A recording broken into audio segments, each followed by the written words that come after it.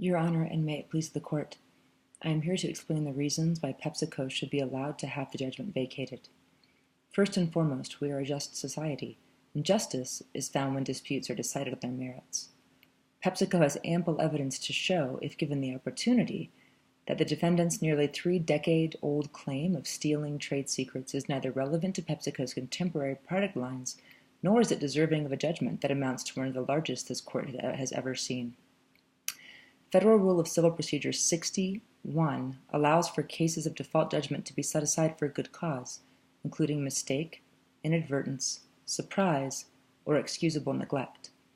PepsiCo fully accepts that there were mistakes made in the handling of these documents once service of process was accepted at a North Carolina office, and a shortcoming of a large corporation is that there are times when internal systems, despite the best of intentions, break down.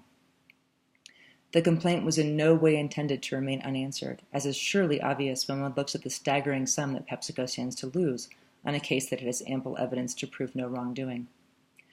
PepsiCo has addressed this shortcoming and has undergone exhaustive reviews of its procedures in order to determine where in the chain of events the lines of communication proved ineffective. While PepsiCo believes that it has ample systems to handle claims, and with a corporation of its size, this is certainly not the first claim that PepsiCo has had to answer, we find that there is still room for improvement. After all, a company, even a very large one, is composed of human beings and is subject to simple human error. While acknowledging that PepsiCo stands to lose an incomprehensibly large sum of money for an inadvertent mishap, we also must look at what the plaintiff stands to lose should the case be allowed to move forward. While clearly the plaintiff would be happier walking out of this courtroom with $1.25 billion for minimal effort, would it really be such a hardship for him to be asked to prove his case prior to receiving such a windfall?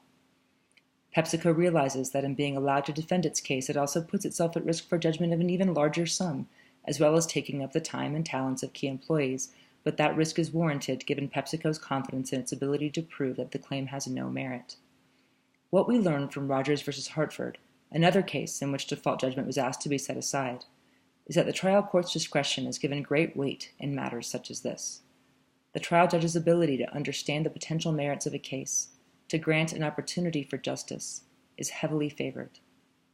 PepsiCo asks not that you grant us a special favor, but that you refuse to allow a simple human error, a mislaid paper by a well-meaning employee, to prevent the merits of a claim to be heard in a court of law. Allow PepsiCo to be heard and allow justice to be served, whatever the case's outcome. Thank you.